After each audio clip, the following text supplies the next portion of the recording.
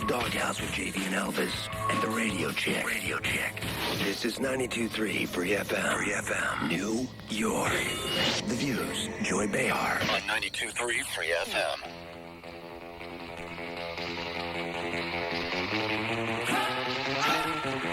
Well, hi, everybody out there in America. Well, no, it's not America. It's New York. Okay, New York has never been closely associated with America, but here we are in New York City tonight. I'm Joy Behar you know me from The View, maybe, or you might know me from my stand-up. I don't know where you know me from. And I'm here tonight from 8 until 10, and we're going to be talking to you and to a lot of other people. And if you want to call me, I'm just going to tell you right up front, it's 1-800...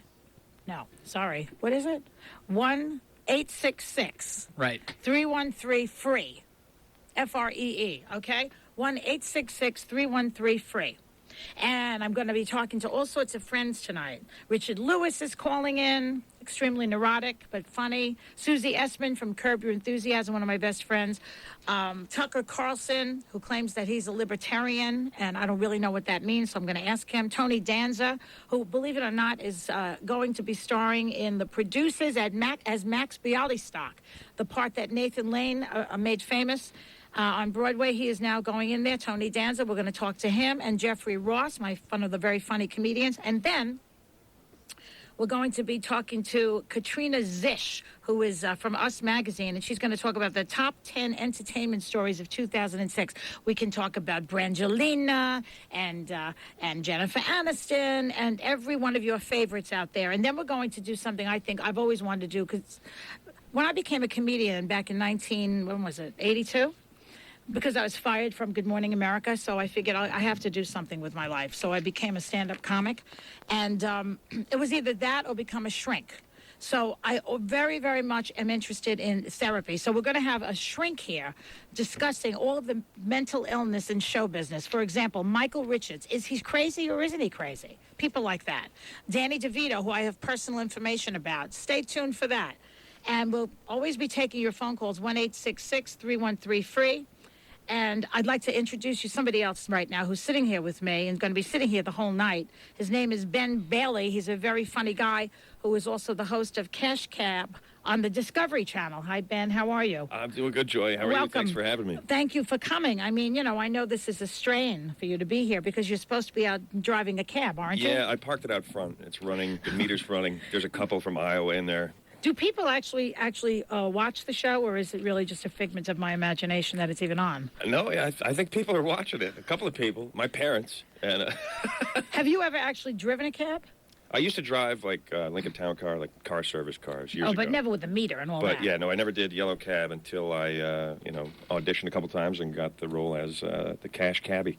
Right. And, in fact, Rosie O'Donnell and Elizabeth Hasselbeck and I were on Cash Cab last week, and we did a piece for The View. How did you think we did? I thought you guys were great. Were we smart? Great. Yeah. I mean, you won $1,000. Yeah. Went to UNICEF, I think. We're thinking of, trying to continue that, get some other celebrities in the cab and do, a full episode of charity. I think that's a good idea. Cab. Yeah. And I plan to ask Tony Danza about it. Oh, really? His affiliation with taxis in the past. Oh, that was sneaky of you. You mean to tell me that's why you're really sitting here? That's the whole reason I came, yeah. Okay. Now, do you know anything about, for instance, I always look for a cab at 4:30 in the afternoon, and they're all going off duty at the same time. Can't they figure this out, come in at one time, go out at another time? Why do they have to all go out at the same time? I really have no idea about that, but I've been annoyed by it myself. Seems like they could stagger it. There's 13,000 of them, which is part of the intro of my show. They're always going over the 59th Street Bridge at the same time, and you're standing there in the pouring rain. Yep. Now, you used to be a stand-up comic, right? I still am, yeah. In fact, I have a couple shows tonight after we do this. Seriously? Where? Yeah, up at the comic strip. Up on the Upper East Side. Oh, I'm having a flashback. When I look at me like you're going back there. What are you doing? Oh, my God. How can you stand it? When I first started, I used to go to the Improv. Do you remember the Improv on 44th Street? Somebody named Silver Friedman used to run it. Silver Bud Friedman. Friedman's ex-wife. No, I think I was... I don't think I ever went there. I don't think I went to the original Improv here in New York. No. Bud Friedman, years ago, used to run the place. And, Andy Kaufman started there and people like that in the 60s and 70s and whatever. Right. I was just a housewife at that point or a teacher or something, and I wasn't a comic. But I always wanted to do it. And I would just drive by the club and be nauseous. Right, just like nerves about thinking about going in and trying maybe to do at it. some day in my life I would be a comedian, and I would be so nauseous I would want to vomit. But so you must have liked something about it to keep going back and actually end up doing it. No, I don't like anything about it. Do you? Yeah, I like it. I don't feel nauseous anymore unless it's like a horrible situation, and I know it's just like you guys were talking about awful gigs the other day, you and Rosie on The View, and I was in the back like, oh, I got plenty of those. So that's when I get nerves still. What's your worst one? I don't know. There's some stiff competition for that. One of them was at this college up in Connecticut. Yeah. And they called me last minute and said, we got a gig for you up at this college in Connecticut, and it's tonight. And, I didn't know what was going on. I was like, oh, sure, I'll do it. Uh-huh. So I drive up there, and as I'm walking across the campus to go to the auditorium, I keep seeing little signs for a Def Jam comedy show. And then finally I look a little closer, and it's scheduled for that day. So now that's what you were supposed to do? It becomes plainly obvious to me that these, the Def Jam comics have canceled, and they brought me in at the last minute. Oh, my And God. there's no flyers saying that it's, so they're expecting a Def Jam show, and they're getting like, hi, I'm Ben Bailey. I'm here to make you guys laugh. They were booing me in like inside a minute. They were booing me. It was awful. Well, I was telling them on the show.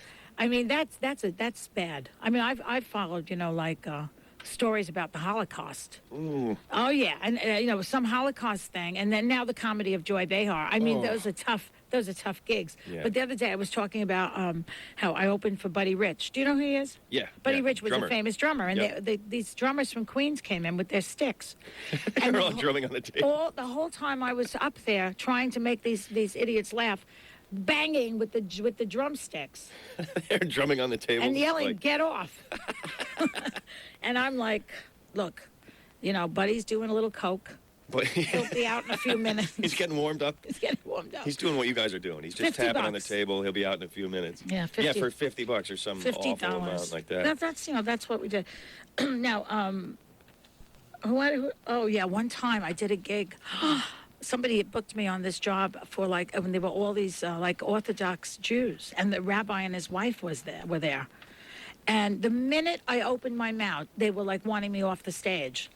The rabbi was so insulted. Oh, I don't know what did I say? That was so bad. I made some joke about how short he was or something. Ooh. Oh, they went berserk on me. Yeah, he was short. So what? Yeah. That's the worst thing in the world is to be short? Well, I guess for him, to have someone tell him. It was like everyone had been lying to him his whole life. No, you're not short. You're the tallest rabbi I've ever met. They wanted me to write not a thank you note, a letter of apology. Would you have written that? Absolutely not. Yeah.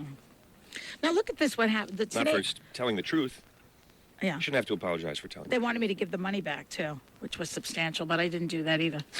I would have written an apology before I gave the money back, probably. Now let me ask you something. There's this thing in the paper this week about how if you're going to get a colonoscopy, you should go to a doctor that spends more than 6 minutes there. Now, have you ever had one? Not that I remember. Maybe I'm blocking it out. I don't think so. Yeah. 6 minutes seems like a long time. It's not a long time when you're unconscious. You're unconscious. Oh, okay. They knock you out before. They knock you out. So I'm just thinking, I mean, how old are you? I'm 36. Yeah, I was telling you before that you look more older than that. Did that upset you? I think you should write me an apology and give me my money back. I'm not. No. I mean, is it upsetting? No, I know I look older. You look older. Why is that? He looks. First of all, you guys out there, in case you haven't seen Ben, he looks like Chris Maloney from SVU. Well, I'll take that as a compliment. Yeah, he played a game. Did you ever see him on Oz? Yeah. Mm-hmm. Yeah. In fact, I used to be a trainer, and he worked out at the gym that I worked at. So yeah? Yeah, I've actually met him a few times, and I did an episode of Special Victims Unit, SVU. Mm-hmm. So how did you get started as a comic exactly? Well, that's kind of a long, crazy story. I don't know if I want to tell the actual beginning. It started with, I kind of broke up with this girl that I had been with for a while, and we had been planning to move to California, and I was going to be an actor and all this crazy stuff. Mm-hmm. And we broke up, and I decided to go to California anyway. And I just kind of got on a plane in the middle of the night and flew to L.A., not really knowing anybody and not really knowing what I was going to do. And ended up living with some friends and got a job answering the phones at the Comedy Store on Sunset Boulevard after trying to get jobs at hotels for a couple of weeks. Mm-hmm. And so if you work there, to pad the audience to, try to have more people in there, they'll give you a couple of drink tickets and say, go sit down, watch the show after your shift or whatever. So I kind of stocked up my drink tickets and was hanging out in the green room one night, kind of tied one on a little bit, and started telling the story of how I ended up there, which is a really long, crazy story. It would take this whole show. And some guy thought it was funny. I had people gathering around, and some guy came up and said, how long have you been doing stand-up comedy? And I was like, I just started. And so I just did it. I had nothing else going on. Really? So I just tried it. Spent the week trying to write some stuff, and went on. I got a couple of laughs, nothing too impressive. But as soon as I got one laugh, I was like, all right, it's funny because I used to answer phones also. I was a receptionist at Good Morning America back in 1980. And because I wanted to break into show business, and I thought, I'll be a receptionist. What a ridiculous... How do you get from that to well, being... it worked. And I was a very, very hostile receptionist.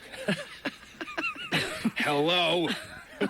What do you want? People would call me, from different parts of the country and wonder, where is Joan London? And I'd say, what do you care where Joan London? I was not... Why don't you mind your business? Because, I didn't understand why anyone would care where Joan London was. I couldn't make the connections that this was like people out there just really wanted to know where she was. That's why so I would say, I don't know where she is. I think she was lactating, actually. She had been having kids one after another. Where is she? She's lactating. That's all I can tell you. And so I got fired from Good Morning America. And then I threw myself into stand-up comedy. Was that over the specific, she's lactating thing? No. I actually lasted there 3 years. Oh, okay. And I was very popular with the staff, but, I just couldn't do the job. I must have ADD. I cannot sit there and do research and producing and all that stuff. It's very difficult. And I was a high school English teacher before that. Oh, wow. Yeah, I've had many lives. Some good practice. Yeah, in front of kids. For stand-up crowds, yeah. Crowd of, how old were they? You said? I taught high school. High school? Yeah. Whew, I remember myself in high school. I wouldn't want to be trying to control me. Hello to any of my teachers that might be listening. Yes. There's another story about in the paper that's interesting to me. Apparently on a Saudi airline. Oh, you're right, the mice. Where is that story? Mice got loose. The screams were louder than the roar of the engines when more than 100 passengers on board a Saudi plane fought off an invasion of 80 stowaways. Mice. The mice escaped from the bag, listen to this, from the bag of a traveler on the internal Saudi Arabian Airlines flight and started falling on the heads and scurrying between the feet of panic-stricken passengers. Now, first of all, why does this man have mice in his bag? Yeah, I what can't type of kinky imagine. Weirdo? I mean, and also, if the Saudis can screen for terrorism, why can't they screen for rodents? Yeah, I guess they've revealed a weakness in airport security. Right? You can sneak small rodents onto a plane. And do you think it's like some kind of kinky, like gerbil fixation? I have no idea. Maybe maybe he owns a pet store. I don't know. I don't know what it could be, but I know that several Hollywood studios are interested in purchasing the rights to make a new film. Really? Mice on a plane. And then... Sorry about that, everyone. That's okay. Just let me apologize and about that awful joke. That's all right. Let's go to Mary Cheney for a second. She's pregnant. Yes. Dick Cheney's daughter, Mary. Yeah. Do you know about this? I did, yeah. She's a lesbian. I heard about it. She's been with her spouse how many years? 15, 20 years or something? A long time. Yeah. And now she's having a baby. And Dick Cheney himself is welcoming the grandchild in. And Bush, I mean, what was his quote? He's happy about this? I think Mary is going to be a loving soul to her child, and I'm happy for her. Now, what do you suppose changed them from a babies need a father and a mother to this all of a sudden very, very accepting liberal? Could it be that they need new Republican voters? Yeah. Since that last election, they'll take anything? I can't believe this interview is... What's the president doing an interview with People magazine for one? I think they left out the part afterward where he said, I don't even understand how she's pregnant. Yeah. Why wouldn't he do People magazine? I don't know. I think that's a nice soft target, People magazine. It's like doing Larry King. They don't get asked really tough questions on People magazine. Right. He can say what he wants to, and just get through it without too much trouble. I mean, he must be sick of all the criticism at this point and really wanting to get out of it. Don't you think he wants to? Don't you think he'd be welcome, like if they would fire him or something at this point? Yeah, I guess. I don't know. I can't really get a read on the guy. I can never really tell what's going on in there, No, there's nothing going on, that's why. Now, another thing that's happening in London is large-size clothing should come with a warning to lose weight, say experts. I don't see any people calling us so far. Yeah, no one's calling in? No. Fat people of America, call in and voice your opinion. 1-866-313-FREE. Don't you people have anything to say to us? Oh, we have one girl who likes you. Julie, her name is, from New Jersey. You want to talk to Ben? Hi, Julie. Go ahead, Julie.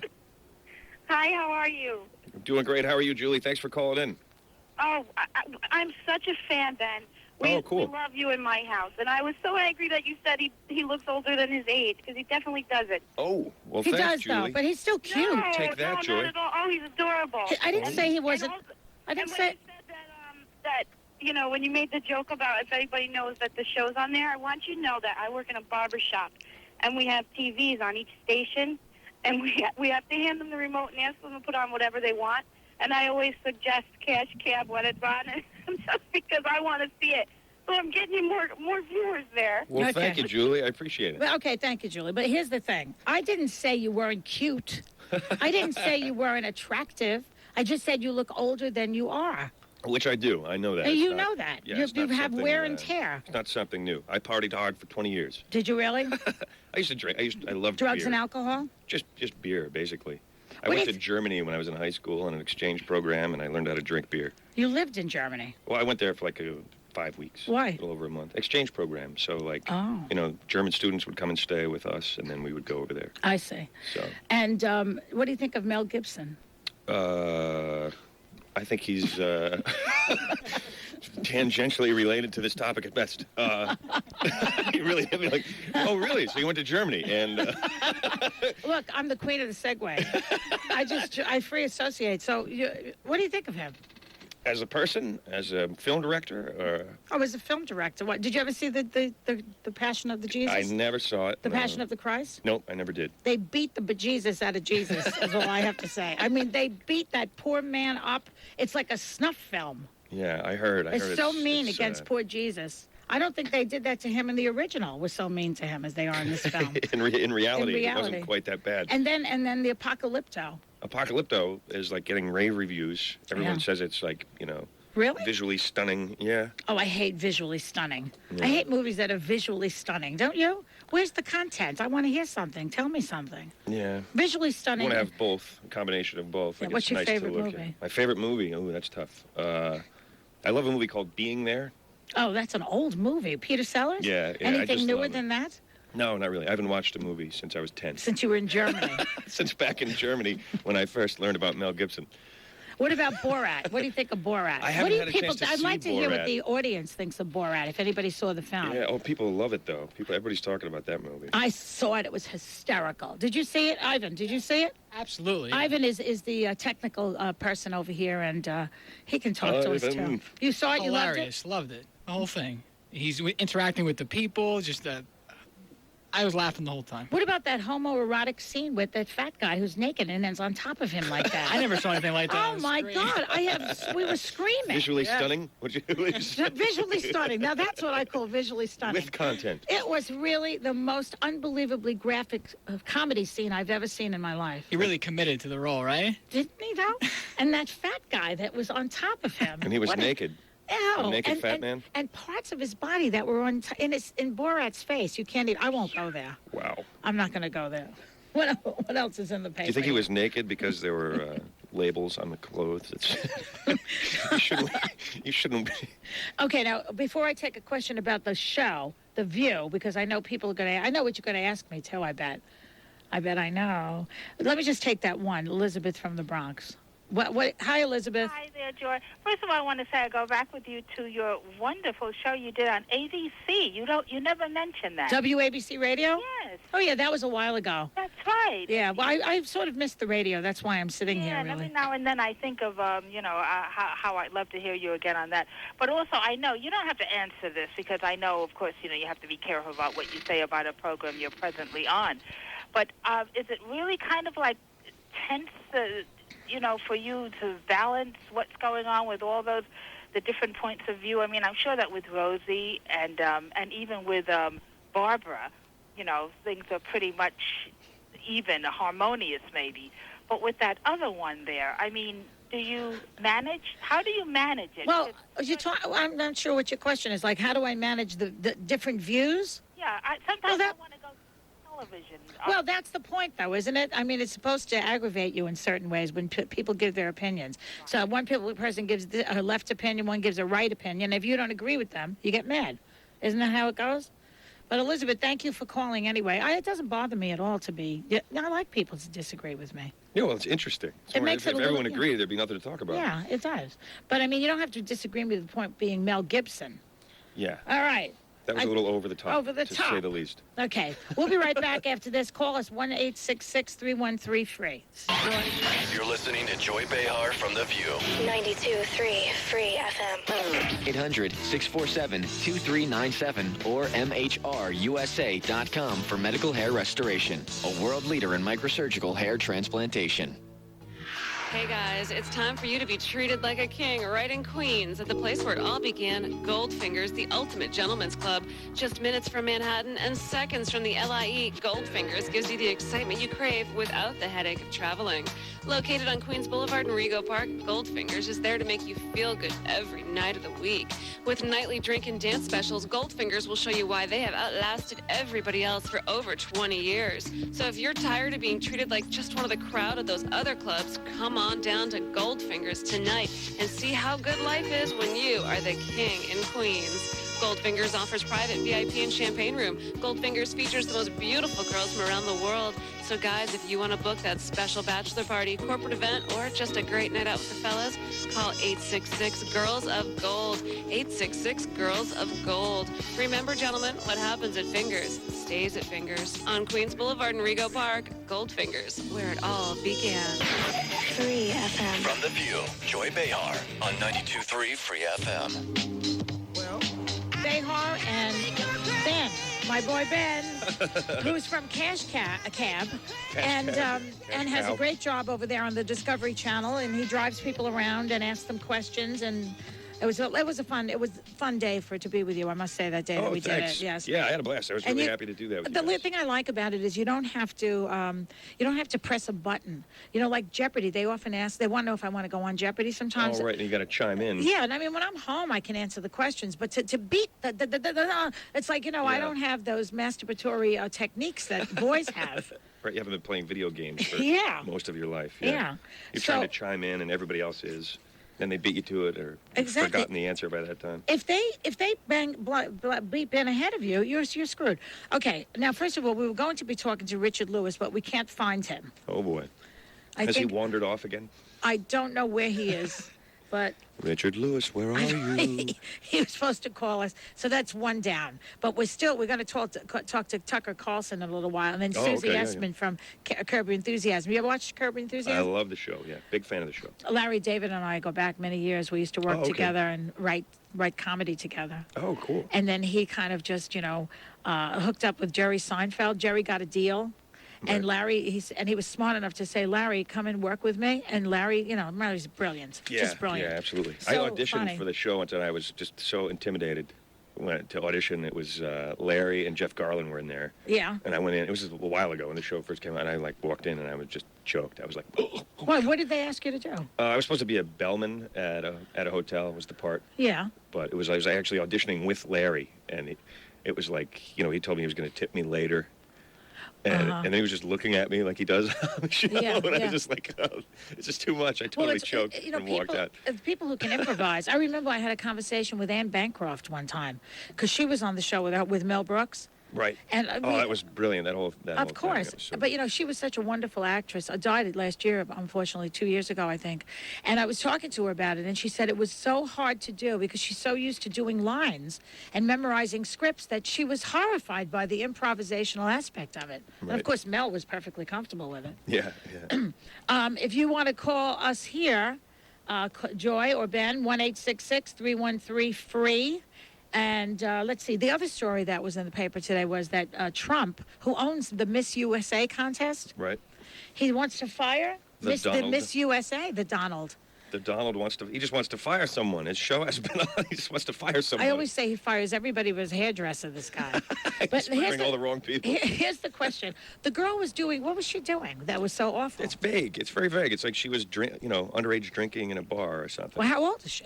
20. I think she's 20. Well, that's not underage. And what city was that? I don't know anything about it. All I know is that he wants to fire her. And that they now looked into her background, and they're saying that she would criticize Paris and one of the other ones. Oh, for partying. For partying, yeah. And then now she's partying, right, too. Exactly. It said she's been in beauty pageant since she was 4 years old. I think she deserves a drink. Man, she's lucky to be alive, really. Exactly. Do you think that the John Benet Ramsey, the guy, the Ramsey father, you think he was guilty? Her father? Yeah. Or the mother? No, it's so weird with that guy who came forward and said it was him, and then it wasn't him. Oh, well, he was and a psycho, that guy. Right, but it just confused the whole thing. I don't know. I mean, yeah. I don't know. Okay. It's really, it's just awful. Whoever did it, it's just too much. Okay, do we have Tucker on the line? Yeah. We do? Tucker Carlson. Oh, Tucker Carlson is on the line with Joy Behar. Hi, Tucker. Hey, Joy. How you doing? How are you? Great. You were great? Where are you? I hate when people say they're great. What do you mean you're great? You're not great. Yeah, actually, I am great. Why are you great? Are you drunk? What are you doing? Over. I did 10 hours of TV, and it's done, and I'm going to, go fishing with my kids tomorrow. I know you have how many? 4? Yeah. 4 kids he's got. Wow, 4 See, kids. now, how old are you, Tucker? I am 37. See, he looks his age. He looks younger than I do. He does. And he's a year older than me. Well, he looks younger than you. I don't know. Even in a bow tie. No, he doesn't do the bow tie anymore, right, Tucker? Yeah, I gave up the bow tie. Why? Honestly, I don't really know why. It was just like a whim. Like all profound decisions in your life you make sort of at the spur of the moment for reasons you don't understand, and that's kind of what I did. Okay, but you don't want to do it anymore. But it was kind of like, a signature piece for you. Yeah, but I had wore it for 20 years, and I just... The same one? You had the same tie on. Yeah. For 20 years. Did you take that tie off after the Jon Stewart debacle or before? Oh, years after. That wasn't that many years ago. That was 3 years ago. It was? Just a couple months ago. Oh, really? Yeah. Because I saw that show that day, and I Did thought... you really? Yeah, I did. And did you... I like Jon Stewart. I think Jon Stewart's a smart guy and a funny guy. But he was a sanctimonious, self-righteous little guy. And those are good points. Backhand. No, I think he's... Beautiful backhand, Tucker. Comedians, he's genuinely funny in person, right? He doesn't have to read a script to be funny, because he is funny. Yes. Yeah, he's but when he talks about very funny, politics, great timing. He gets all wound up and preachy, and, he's got kindergarten teacher mode, and I just don't care for it. Yeah. But do you think that he was responsible for taking Crossfire off the air? No. Kidding? I mean, I left. I had already given notice by the time that show happened. So it was moving on. Yeah, I mean. So it was just a coincidence, because it did go off right after. After I left, they wanted to get rid of the show for other reasons, and I think that the head of CNN, I don't think he liked the show anyway. But he just, it was a convenient thing to say. And it was. Is this satellite? No, this is terrestrial. Yeah, so edit yourself. A little language check there. What do we have, a 7-second delay here? Yeah, 16. No, I won't test your delay, I promise. But I don't care. No, look, it was. I mean, it's totally untrue. The things that rate in cable news, in television in general, are personality and controversy, and you know what I mean, heat rather than light. I mean, I don't need to tell you this. And it turns out that CNN's highest rated shows right now are ones with a lot of people expressing opinion.